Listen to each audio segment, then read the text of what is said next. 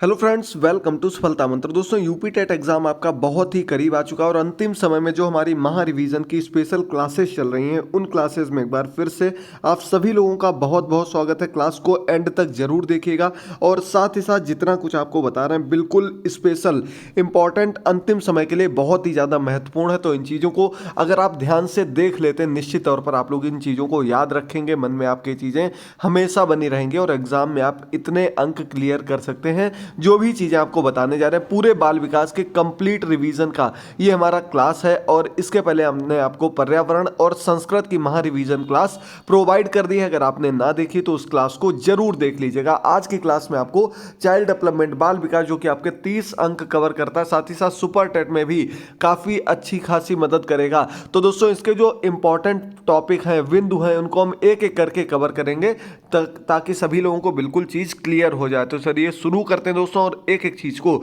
समझते हैं। यहां पर आपका पहला पॉइंट आपके सामने आ चुका है। मनोविश्लेषणात्मक विधि में के जन्मदाता कौन है? फ्राइड। सिगमंड फ्राइड ने मनोविश्लेषणात्मक विधि का प्रतिपादन किया था। फ्राइड के अनुसार मन का 7/8 भाग अचेतन होता है। इनकी इसमें तीन चीजें थी, चेतन, अचेतन, अर्धचेतन। तो इनका कहना था कि 7/8 भाग ऐसा होता है जो अचेतन रहता है, यानी कि जो छिपा हुआ रहता है। इसके बाद 1/8 भाग ऐसा होता है जो जागृत रहता है, यानी कि जो चेतन रहता है, जो दूसरे के सामने प्रदर्शित होता है, वो आपका 1/8 भाग रहता है। अतः मनुष्य के व्यवहार के पीछे अचेतन मन का भी पर्याप्त हाथ होता है। ये इनके सिद्धांत की प्रमुख बात है। इन्होंने, आपको पता होगा दोस्तों, बर्फ और पानी के ग्लास का उदाहरण दिया था। अगर आपसे इस प्रकार से भी पूछा जाता तो आप लोग आंसर करेंगे कि यह उदाहरण मनोविश्लेषणात्मक सिद्धांत का है जिसके जन्मदाता सिगमंड फ्राइड है। अगला पॉइंट, विकास की वह अवस्था जिसे तनाव एवं तूफान की अवस्था कहा जाता, किशोरावस्था, स्टेनले हॉल का कथन है। सभी लोगों को कई बार बता चुके हैं, याद होगा। अगला क्वेश्चन,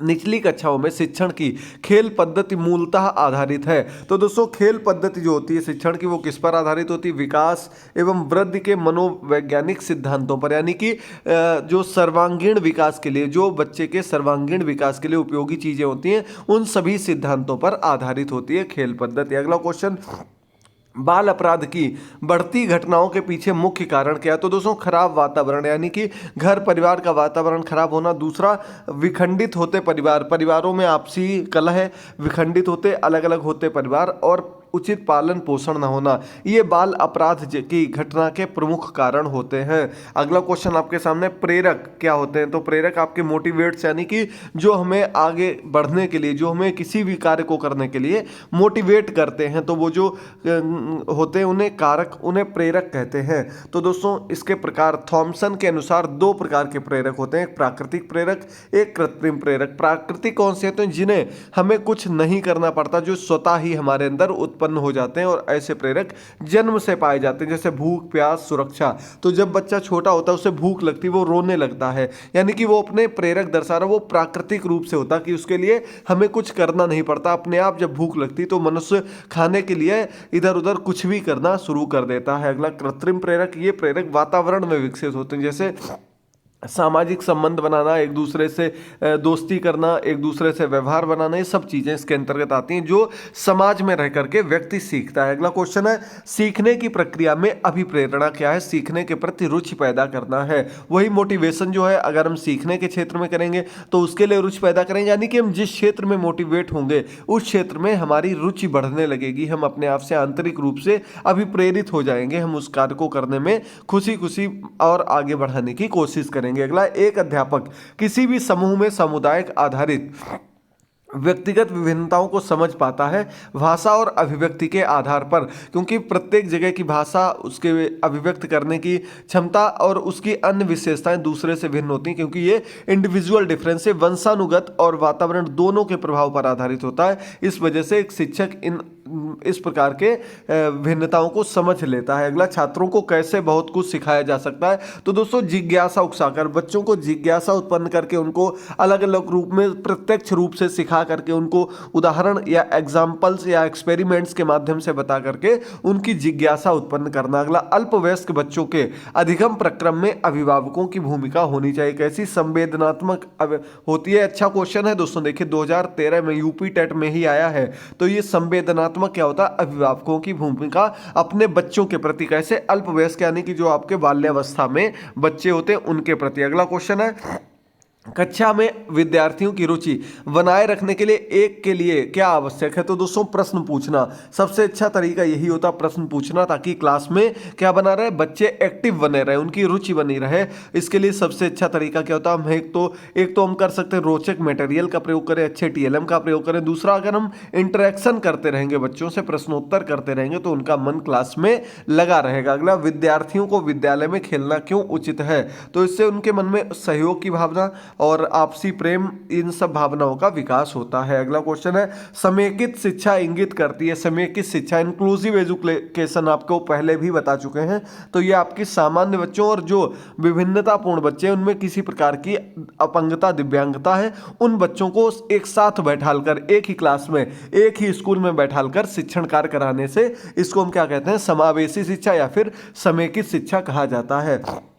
अगला क्वेश्चन, एक शिक्षक विद्यार्थियों में सामाजिक मूल्यों को विकसित कर सकता है वह आदर्श रूप से बर्ताव करके।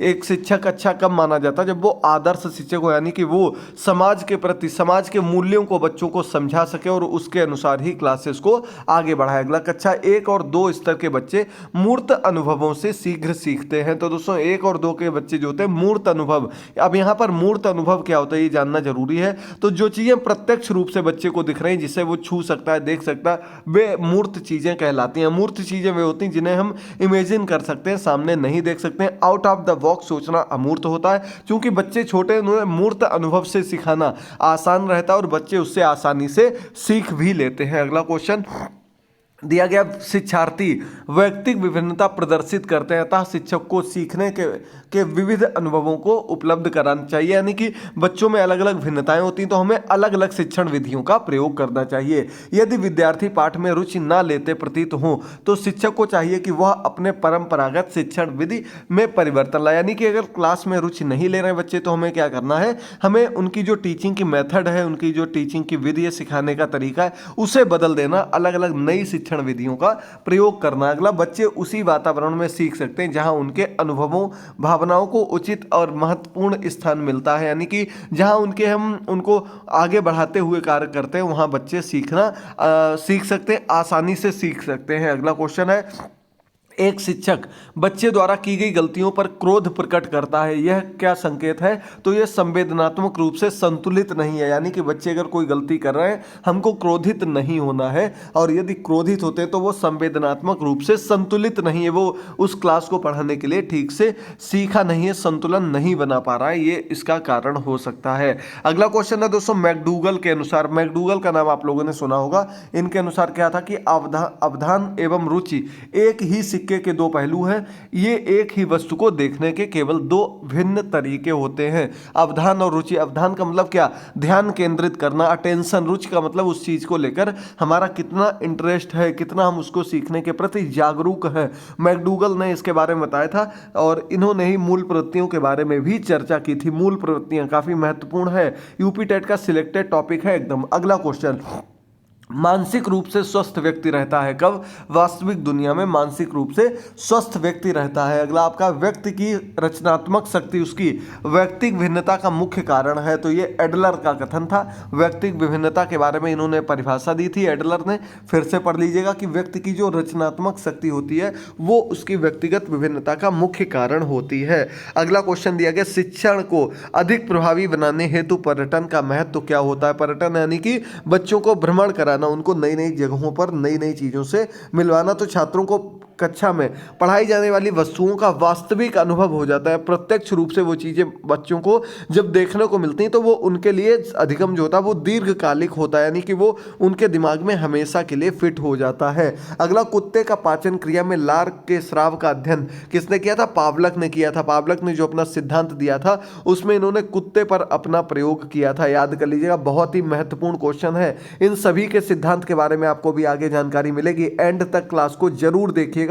कम से कम समय में अधिक से अधिक पॉइंट्स और क्लासेस क्वेश्चंस कराने की कोशिश करेंगे। अगला है, गृह कार्य की उपयोगिता तभी होती है जब उसकी नियमित जांच हो। शिक्षक को विशेषतः किसके प्रश्नों के उत्तर बड़ी सावधानी से देने चाहिए, तो प्रतिभाशाली बालकों के प्रश्नों के उत्तर बहुत ही सावधानी से देने चाहिए।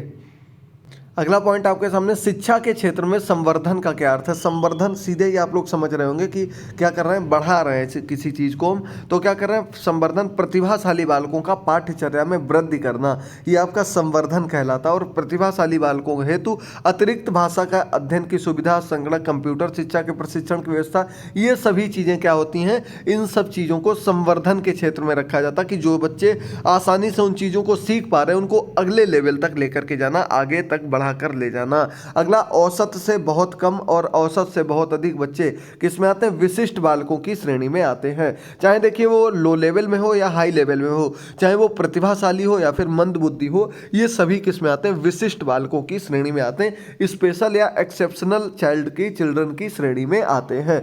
व्यक्तित्व व्यक्ति का अपने वातावरण के साथ उचित समायोजन है, ये वोरिंग व अन्य का कथन है। वोरिंग का कथन है, याद कर लीजिएगा कि व्यक्तित्व जो है, पर्सनालिटी जो, वो व्यक्ति का अपने वातावरण के साथ उचित समायोजन, एडजस्टमेंट होता है। अगला पॉइंट आपके सामने, आर्मी अल्फा टेस्ट का निर्माण किसने किया था। बहुत अच्छा क्वेश्चन है। ओटिस ने 1917 में, जब आपका प्रथम विश्व युद्ध चल रहा था, उस समय सेना में भर्ती करने के लिए ये टेस्ट कराए गए थे, आर्मी अल्फा टेस्ट और आर्मी बीटा टेस्ट। इन दोनों का जो निर्माण किया था ओटिस ने किया था 1917 में अल्फा टेस्ट का, और बीटा टेस्ट का 1919 में इन्होंने निर्माण किया था। समायोजन, एडजस्टमेंट के आधार पर व्यक्तित्व का वर्गीकरण, सुसमायोजित, स्वयं पर संतुलन रखने वाले, कुसमायोजित यानी कि असंतुलित व्यवहार रखने वाले, जो अपने वातावरण के अनुसार ढल नहीं पाते, वो आपके कुसमायोजित हो जाते हैं। मनोवैज्ञानिक एडवर्ड्स ने व्यक्तित्व की मांग के आधार पर व्यक्तित्व का मापन एक उपकरण बनाया था, जिसे क्या कहा गया, adverse personal preference schedule, APPS कहते हैं। इसमें 15 व्यक्तित्व मांगों को शामिल किया गया। ये किसने बनाया था, एडवर्स ने बनाया था, व्यक्तित्व मापन का एक ऐसा उपकरण जिसमें क्या 15 व्यक्तित्व मांगों को शामिल किया गया है, व्यक्तित्व की 15 मांगों को। बाल मनोविज्ञान का अध्ययन किसके लिए सर्वाधिक आवश्यक है, तो दोस्तों प्राथमिक शिक्षकों के लिए, प्राइमरी लेवल के जो टीचर्स हैं उनके लिए बाल मनोविज्ञान बहुत ही, चाइल्ड साइकोलॉजी बहुत ही ज़्यादा महत्वपूर्ण हो जाती है, क्योंकि उनके जो बच्चे हैं वो अलग अलग समाज से, अलग अलग परिवेश से आते हैं, तो उनको सिखाने के लिए शिक्षण विधियाँ, उनके घर की परिस्थितियाँ, सबको ध्यान में रखते हुए ही शिक्षण कार्य कराया जाता है। अगला, प्रशिक्षण संस्थाओं में उपयोग किया जाता, सूक्ष्म शिक्षण का, माइक्रो टीचिंग का उपयोग कहां पर किया जाता है, प्रशिक्षण संस्थान में, ट्रेनिंग सेंटर्स में किया जाता है।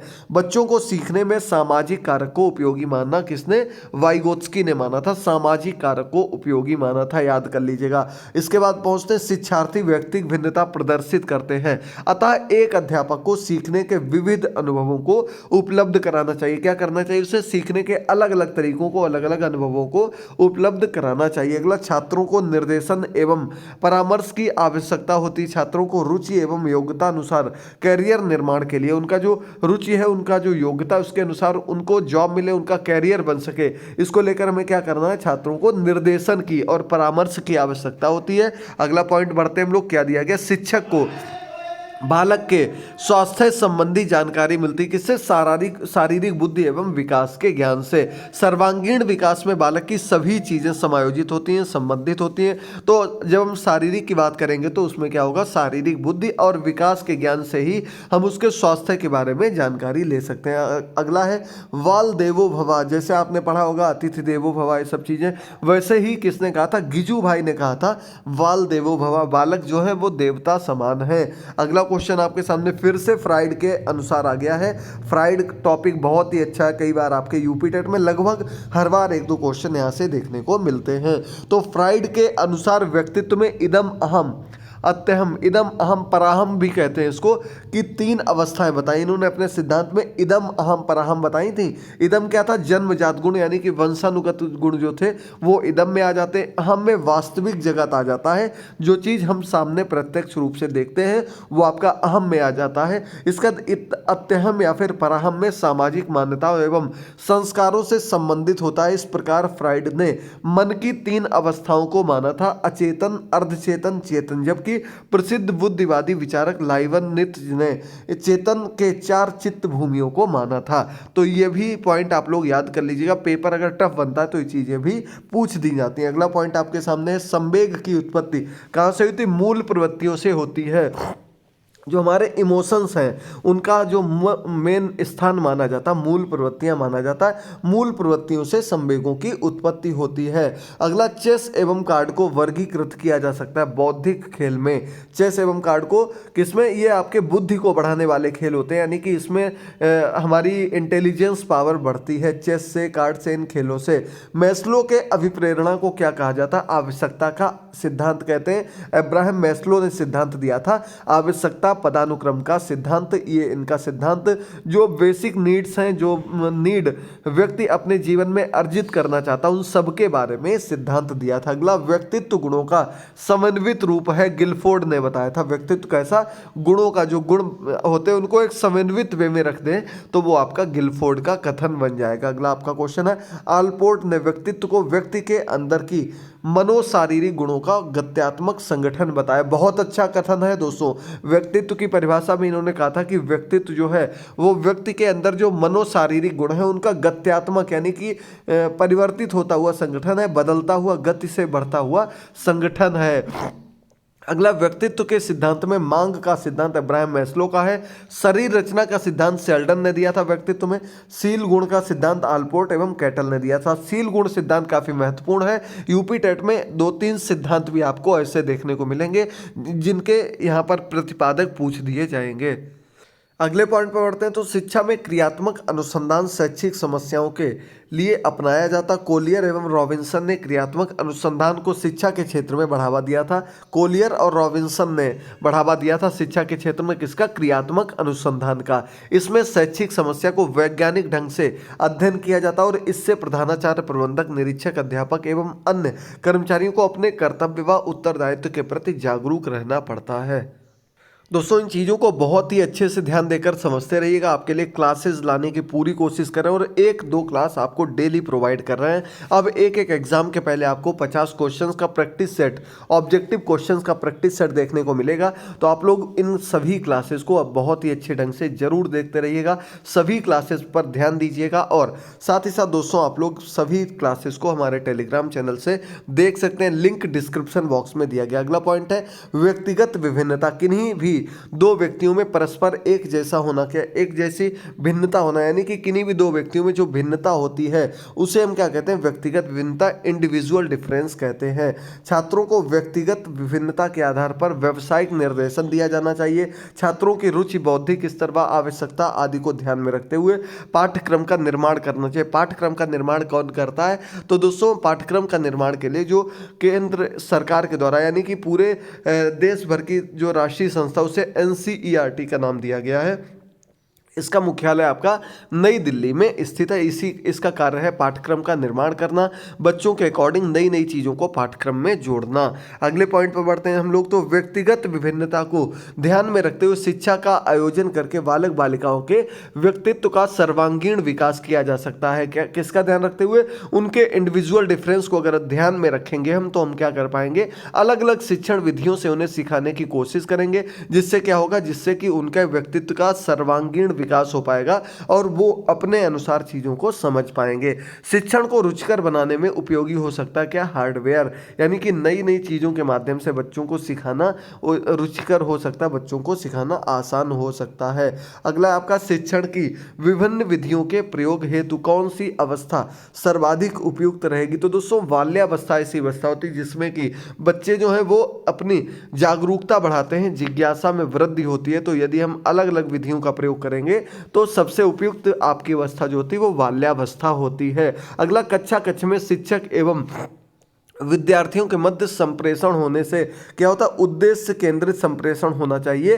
इससे बच्चे सीखने में मदद मिलती है और उनका क्लास में मन लगा रहता है। एक अच्छा अध्यापक विद्यार्थियों के मध्य बढ़ावा देता है, किसको, सहयोग को और प्रतिस्पर्धा की भावना को बढ़ावा देता है। आगे बढ़ते हैं तो बुद्धि परीक्षण के सिद्धांत में डॉक्टर भाटिया ने बैटरी बुद्धि परीक्षण से जुड़े, वहीं डॉक्टर जलोटा साधारण मानसिक योग्यता से परीक्षण से जुड़े, यानी कि बैटरी बुद्धि परीक्षण किसने, डॉक्टर भाटिया ने दिया था, और साधारण मानसिक योग्यता परीक्षण डॉक्टर जलोटा ने दिया था। तत्परता का नियम, प्रभाव का नियम, संबंधवाद का नियम, अभ्यास एवं त्रुटि का नियम, बिल्ली पर आधारित अधिगम सिद्धांत किसने दिए थे, सभी सिद्धांत थॉर्नडाइक ने दिए थे। थॉर्नडाइक के मुख्य और गौड़ नियम भी हैं इन सिद्धांतों के अंतर्गत, लेकिन इनके नाम जरूर याद रखिएगा। थॉर्नडाइक से लगभग हर बार क्वेश्चन मिलता है, लेकिन फिर भी बहुत से लोग हैं जो इसमें कंफ्यूज हो जाते हैं और गलत करके चले आते हैं। अगला, प्रतिभाशाली शब्द का प्रयोग वीएफ स्किनर ने ऐसे बालकों के लिए किया था जो अधिक बुद्धिमान होते हैं। ऐसे बालकों के शिक्षण की योजना, विधि, परिभ्रमण, बाल विवाद, वाद विवाद, गोष्ठी, बौद्धिक प्रतियोगिता आवश्यक मानी जाती है। जो प्रतिभाशाली बच्चे होते हैं उनके लिए बताया गया है यहाँ पर। अगला, टर्मन के अनुसार 140 बुद्धिलब्धि वाला किसमें आएगा, प्रतिभाशाली, अति विशिष्ट बालकों की श्रेणी में आ जाएगा, क्योंकि 140 बुद्धिलब्धि बहुत ही अधिक आईक्यू माना जाता है। 70 से कम बुद्धिलब्धि वालों को किसमें, मंद बुद्धि के रूप में माना जाता है। ये जो बुद्धिलब्धि परीक्षण दिया था वो टर्मन ने ही दिया था, इस वजह से इनका नाम मुख्य रूप से बुद्धि से रिलेटेड टॉपिक में आपको देखने को मिलेगा। चिन्ह अधिगम सिद्धांत टॉलमैन ने दिया था। बहुत अच्छा क्वेश्चन है, काफी लोगों को इसके बारे में नहीं पता, गलत कराते हैं। टॉलमैन ने चिन्ह अधिगम सिद्धांत दिया था। वाइगोत्स्की ने संज्ञानात्मक विकास को सामाजिक सांस्कृतिक सिद्धांत दिया था, यानी कि इनका जो विकास का सिद्धांत था सामाजिक विकास के सिद्धांत या फिर सामाजिक सांस्कृतिक विकास का सिद्धांत, इनके सिद्धांत को कहा जाता है। सीखने का सर्वाधिक उपयुक्त अर्थ है व्यवहार में परिमार्जन, यानी कि जो सबसे अच्छा अर्थ माना जाता है व्यवहार में परिमार्जन, यानी कि सीखने के बाद बालक कई चीजों को व्यवहार में परिवर्तन देखने को मिलता है, व्यवहार में कई चेंजमेंट देखने को मिलते हैं। आगे देखिए, व्यक्तित्व परीक्षण की कौन कौन सी विधियां हैं उनके नाम देख लीजिएगा। एक अंक आपका कम से कम यहां से भी जरूर आएगा, दिया गया है।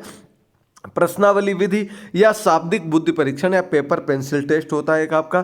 समाज मितीय विधि जेल मोरिनो ने दी थी, इंपॉर्टेंट क्वेश्चन है, याद कर लीजिएगा। अगला, प्रक्षेपी विधियां जो थी, हमने आपको टीएटी सीएटी परीक्षण बताए थे, वे आपके इसके अंतर्गत आ जाते हैं, प्रक्षेपी विधियों के अंतर्गत। और सबसे उपयुक्त व्यक्तित्व परीक्षण की जो विधि मानी जाती है वो आपका प्रक्षेपी विधि ही मानी जाती है। अगला आता है आपका वाक्य पूर्ति परीक्षण, सेंटेंस कंप्लीशन टेस्ट, ये आपका रोहड़े, हाइड्रेथ और विश्वनाथ मुखर्जी ने खोज की थी।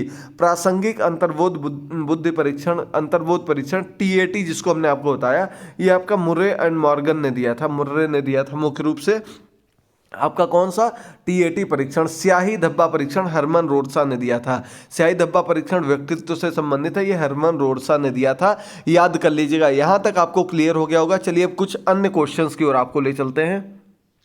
तो अगला पॉइंट आपके सामने आ चुका है, व्यक्तित्व विभिन्नता का मुख्य कारण क्या है, वंशानुक्रम, यानी कि जो बच्चे होते हैं उनमें अपने माता पिता के गुण आते हैं, अनुवांशिकता, हेरिडिटी असर आता है, ये आपका व्यक्तिगत विभिन्नता का मुख्य कारण होता है। व्यक्तिगत विभिन्नताओं पर आधारित शिक्षण विधियां कौन सी हैं, प्रोजेक्ट प्रणाली, डाल्टन विधि, ये आपकी व्यक्तिगत विभिन्नताओं पर बच्चों की रुचियों को ध्यान में बनाई गई शिक्षण विधियां होती हैं। प्रोजेक्ट प्रणाली के जन्मदाता कौन है, किलपैट्रिक को प्रयोजन विधि प्रोजेक्ट प्रणाली का जन्मदाता कहा जाता है।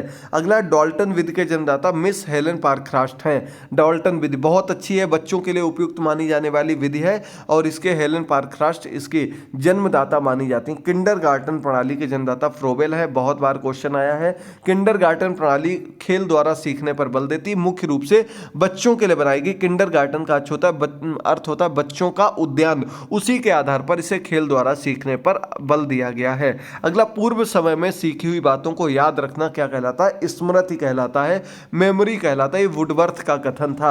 अगला, स्मृति से तात्पर्य अतीत की घटनाओं की कल्पना करना और इस तथ्य को पहचान लेना कि वो अतीत के अनुभव हैं, ये मैकडूगल ने बताई है स्मृति की परिभाषा। कथन जरूर याद कर लीजिएगा, कथन की हमने एक हैंड रिटन क्लास भी आपको 4 क्लासेस दी थी जिनमें 100 से ऊपर कथन आपको बता दिए थे, लिंक आपको डिस्क्रिप्शन बॉक्स में मिल जाएंगे, उन क्लासेस को भी क्लास के एंड में जरूर देख लीजिएगा। अगला, संवेदी स्मृति क्या होती है, सेंसरी मेमोरी जो होती है वो 4 सेकंड तक की मेमोरी होती है। अल्पकालीन स्मृति की अवधि 20 सेकंड की होती है। स्मृति में सर्वश्रेष्ठ प्रणाली कौन सी है, तो पहचानना इसमें सर्वश्रेष्ठ प्रणाली है कि आप किसी को पहचान सकते हैं, वही कहलाती क्या, स्मृति कहलाती है। अगला, स्मृति पर सर्वप्रथम प्रयोग किसने किया था, एबिंगहॉस ने किया था। पिछली बार एबिंगहॉस पर क्वेश्चन पूछ दिया गया था लेकिन किसी को भी नहीं पता था, स्मृति से संबंधित है, याद कर लीजिएगा। एबिंगहॉस ने सर्वप्रथम परीक्षण किया था। स्मृति के प्रकार आपके क्या होते हैं, तो व्यक्तिगत, अव्यक्तिगत, तात्कालिक, स्थायी, सक्रिय, निष्क्रिय, रटंत, तार्किक, सच्ची अथवा शुद्ध, आदत, मनोवैज्ञानिक, शारीरिक या फिर इंद्रिय अनुभव, ये सभी स्मृति के प्रकार होते हैं। चलिए आगे बढ़ते हैं। स्मृति का अंग नहीं है, चिंतन जो होता है वो स्मृति का नहीं, बुद्धि का अंग होता है। अगला आपका अच्छी स्मृति की विशेषताएं, शीघ्र अधिगम, जल्दी से सीख लेना, शीघ्र स्मरण, जल्दी से याद आ जाना, अनावश्यक बातों की विस्मृति यानी कि जो गलत बातें, अनावश्यक कोई यूजफुल बातें नहीं, उन चीजों को भूल जाना, ये अच्छी स्मृति की विशेषता होती है। वास्तविक स्मृति में याद किया जाता है किसे, क्रमबद्धता से, यानी कि जो वास्तविक स्मृति होती है उसमें सब चीज आपको सीरियल बाय सीरियल याद होती है। अगला पुनः स्मृति में बाधा उत्पन्न करता है, भय, चिंता, परेशानी, यानी कि यदि आपके मन में डर है कि हम इस चीज को भूल जाएंगे तो वो आपको पुनः स्मृति में नुकसान पहुंचा देता। आपके मन में यही भय बना रहता कि हम ये चीज नहीं याद कर पाएंगे, जबकि आपके अंदर कॉन्फिडेंस होना चाहिए कि हाँ हमने ये चीज पढ़ी है, अब हम इससे रिलेटेड क्वेश्चन 100% सही करके ही आएंगे। ये कॉन्फिडेंस इसलिए जरूरी होता है, आपके मोटिवेशन, आपकी जो कह सकते हैं हम लोग अभिप्रेरणा है उसे विकसित करने के लिए ये बहुत आवश्यक होता है।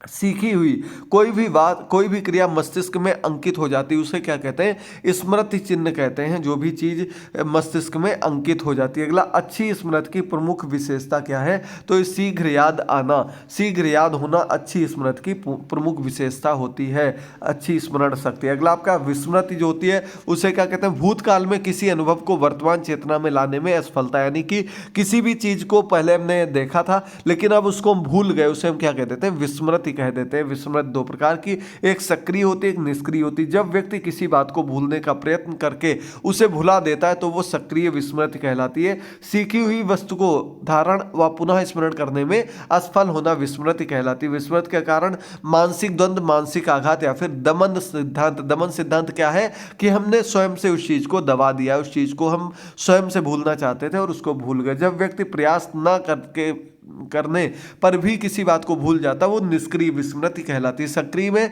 हम खुद चाहते हैं कि वो चीज हम भूल जाएं, निष्क्रिय में जब अपने आप किसी चीज को भूल जाते हैं। स्मृति के कारण, विस्मृति के कारण क्या होते हैं, तो बाधा, दमन, अनभ्यास, समय का प्रभाव, रुचि, ध्यान, इच्छा का अभाव, विषय का स्वरूप, ये सभी चीजें जो है वो आपके विस्मृति के कारण होते हैं, याद कर लीजिएगा। चलिए आगे बढ़ते हैं। लाल व हरे रंग में भेद न कर पाना वर्णांधता कहलाता है। मनुष्य में चोट लगने पर, कट जाने पर रुधिर स्राव न रोकना क्या कहलाता है, हीमोफीलिया कहलाता है, फीलिया कहलाता है। यानी कि इसमें अगर कहीं कट लग जाता है तो ब्लड का सर्कुलेशन, ब्लड लगातार बहता रहता है, उसका थक्का नहीं जमता, विटामिन के की कमी से ऐसा होता है। अगला आपका वंशागति की इकाई क्या होती है, जीन होती है, गुणसूत्र होते हैं, वंशानुगत या फिर हेरिडिटी की इकाई। विकासवादी सिद्धांत लैमार्क ने दिया था, बहुत अच्छा क्वेश्चन है। लैमार्क ने विकासवादी सिद्धांत दिया था। ये सभी चीजें आपकी यूपी टेट के रामबाण है, बिल्कुल एक भी चीज को सोचकर छोड़ मत देना कि ये चीज एग्जाम में नहीं आएगी। जो भी आपको बता रहे हैं बिल्कुल सिलेक्टेड बताते हुए चल रहे हैं। इसका दिया गया वंशानुगत सिद्धांत ग्रेगर जॉन मेंडल ने दिया था। इन्हें पिता भी कहा जाता है, वंशानुगत सिद्धांत का जनक इनको ही माना जाता है। ग्रेगर जॉन मेंडल ने अनुवांशिकी का सिद्धांत किस पौधे पर प्रयोग करके दिया था, मटर के पौधे पर इन्होंने प्रयोग किया था और बाद में इन्होंने अनुवांशिकता का सिद्धांत दिया था। कौन सा सिद्धांत बाल विकास को मुख्य रूप से प्रभावित करता है, तो दोस्तों सीधी सी बात है, अनुवांशिकता, माता पिता के गुण बच्चों में आना, ये सबसे ज्यादा प्रभावित करता है। अगला है आपका शिशु की औपचारिक संस्था, औपचारिक पाठशाला विद्यालय कहलाती है। अच्छे नैतिक चरित्र का विकास शिक्षा द्वारा संभव है। कौन सी क्षमता गुण वंशानुक्रम जनित होते हैं, तो बुद्धि जो होती है वो अपने माता पिता से बच्चों में आती, वंशानुगत के अंतर्गत आ जाती है। अगला आपका बालक की प्रारंभिक अवस्था में बालक पर वातावरण का सबसे अधिक प्रभाव होता है, घर का। इसका वातावरण की दृष्टि से सबसे अधिक महत्व क्या होता है, तो व्यक्तित्व निर्माण सबसे अधिक महत्वपूर्ण माना जाता है। भाषा विकास पर सर्वाधिक प्रभाव पड़ता है घर का। भाषा विकास पर किसका, घर का सबसे अधिक प्रभाव पड़ता है। अगला आपका वर्णांध रोगी किस रंग में अंतर नहीं कर पाते, मुख्य रूप से लाल हरे रंग में अंतर नहीं कर पाते हैं। पाइसम सैटाइवम किसका नाम है, उधन मटर का नाम है। वंशानुगत का जन्मजात कहलाता। विकासवादी सिद्धांत लैमार्क ने दिया था। संतान के पिता से जीन प्राप्त होते हैं, 50% जीन पिता माता से प्राप्त होते हैं। माता पिता की शारीरिक एवं मानसिक विशेषताओं का संतानों में हस्तांतरण होना वंशानुक्रम कहलाता है। ये जेम्स ड्रेबर का कथन है।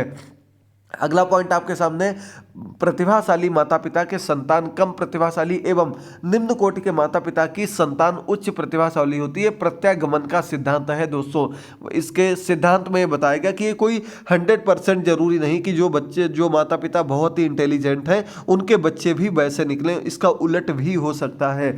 जब माता पिता के बच्चे उसके विपरीत विशेषताएं दिखाते हैं तो विकसित करते हैं तो वो प्रत्यागमन का सिद्धांत कहलाता है, इसी को प्रत्यागमन का सिद्धांत कहते हैं। अगला पॉइंट आपका, वंशानुक्रम व्यक्ति की जन्मजात विशेषताओं का पूर्ण योग है। वीएन झा का कथन है वंशानुक्रम जो है वो व्यक्ति की जन्मजात विशेषताओं का पूर्ण योग है। वातावरण का किस दृष्टि से सबसे अधिक महत्व है? तो दोस्तों ये व्यक्तिगत निर्माण, व्यक्तित्व के निर्माण, प्रत्येक व्यक्ति का इंडिविजुअल निर्माण के लिए वातावरण उपयुक्त माना जाता है। रूसो के शिक्षक संबंधी विचार की जो बुक है उसका नाम एमील है। ये क्वेश्चन भी आ चुका है, एक बुक भी आपसे 100% पूछी जाएगी, निश्चित तौर पर आएगी। अब आपको देखना है क्या आती है और क्या आपको याद है। अगला, डेमोक्रेसी एंड एजुकेशन बुक के राइटर हैं डीवी। ठीक है दोस्तों, अगला, एक सफल शिक्षक के लिए अधिक आवश्यक है विषय वस्तु का समुचित ज्ञान होना।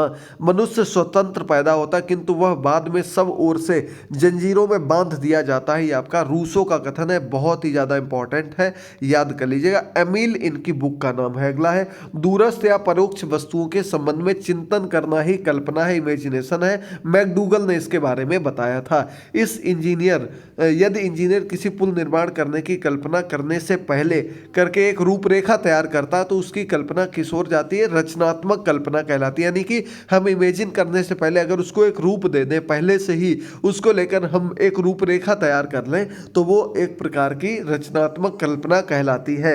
वैज्ञानिक न्यूटन का गुरुत्वाकर्षण शक्ति का सिद्धांत जिस कल्पना पर आधारित है वो सैद्धांतिक कल्पना कहलाती है। कवि कविता की रचना किस कल्पना के आधार पर करता? तो ये सृजनात्मकता कहलाती है, क्योंकि वो उसकी यूनिक चीज होती है, वो कोई दूसरे से उसने देख कर नहीं ली, बल्कि ये उसकी एक कह सकते हैं दूसरों से अलग हट करके एक यूनिक क्षमता होती है। अगला पॉइंट है, शिक्षक किस कल्पना के आधार पर शिक्षा प्रदान करते हैं? तो ये पुनरुत्पादन कल्पना कहलाती है। ये काफी महत्वपूर्ण है, जरूर याद कर लीजिएगा दोस्तों। दिवा स्वप्न में कल्पना करता है कि मुझे लॉटरी में 1 लाख रुपए मिल गए। ये क्या तरंगी या मन गणंत कल्पना या मन को खुश करने वाली कल्पना कहलाती है। सृजनात्मक कल्पना 2 प्रकार की होती है, कैसी? कार्य साधक कल्पना और रसात्मक कल्पना। यानी कि जो हम इमेजिन करते हैं सृजनात्मक रूप से, वो भी 2 प्रकार से होती है। आगे देख लीजिए, कुछ सिद्धांत आपको दिए गए, काफी महत्वपूर्ण है, स्क्रीनशॉट ले लीजिएगा, जरूर याद कर लीजिएगा, निश्चित तौर पर आपको 2-3 अंक यहीं से मिल जाएंगे। एक नजर इन पर देख लेते हैं दोस्तों। तो नैतिक विकास का सिद्धांत लॉरेंस कोहल वर्ग ने दिया था। मनोलैंगिक और मनोविश्लेषणात्मक, ये दोनों सिद्धांत सिगमंड फ्राइड ने दिए थे। भाषा विकास का सिद्धांत चॉम्स्की ने दिया था। संज्ञानात्मक विकास का सिद्धांत जीन पियाजे ने दिया था, काफी महत्वपूर्ण है। मनोसामाजिक विकास का सिद्धांत ये थोड़ा अलग है, इरिक्सन ने दिया था, याद कर लीजिएगा दोस्तों। विकासवादी सिद्धांत लैमार्क ने दिया था। वंशानुगत सिद्धांत ग्रेगर जॉन मेंडल ने दिया था। उद्दीपक अनुक्रिया का सिद्धांत किसने दिया था? तो यह सिद्धांत दिया था थॉर्नडाइक ने। इसका प्रयास एवं त्रुटि का सिद्धांत भी किसने दिया था? थॉर्नडाइक ने दिया था।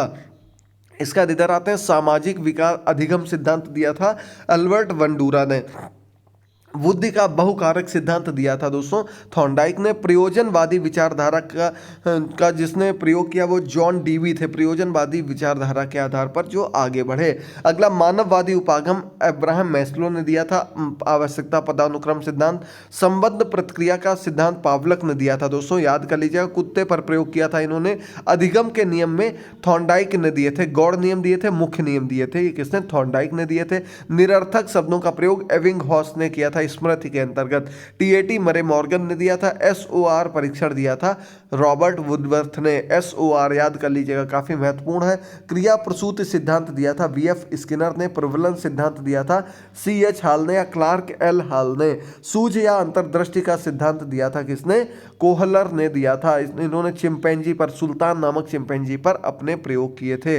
किशोरों का मनोविज्ञान किसने? स्टेनले हॉल के लिए जाना जाता है। क्षेत्रवाद का सिद्धांत गेस्टाल्ट क्षेत्रवादियों ने, या फिर कर्ट लेविन ने दिया था। काफी महत्वपूर्ण है, क्षेत्रवाद का सिद्धांत कर्ट लेविन ने दिया था। गेस्टाल्टवादियों के सिद्धांत में कोहलर का ये सूझ का सिद्धांत भी आ जाता है। संघनन सिद्धांत स्मृति से संबंधित है। तो दोस्तों आज के ये इंपॉर्टेंट पॉइंट क्लियर हो जाते हैं। उम्मीद करते हैं हमारी चाइल्ड डेवलपमेंट रिवीजन की ये महा क्लास आपको बहुत ही अच्छे से क्लियर हो गई होगी और आपने इन पॉइंट्स को, इन क्लासेस को अच्छे से समझ लिया होगा। अगर आपने हमारी तीनों क्लासेस देख ली तो 60 अंक आप लोग पक्के कर चुके हैं। बाकी आपको 1-2 दिन में और भी लगातार स्पेशल क्लासेस ला रहे हैं, नोट्स तैयार हो रहे हैं। बस आप लोग देखते रहिए, जुड़े रहिए, चैनल को सब्सक्राइब करना मत भूलिएगा। मिलते हैं अगली क्लास में। अब जाइए डिस्क्रिप्शन बॉक्स में दिए गए अन्य क्लासेस को देखना मत भूलिएगा।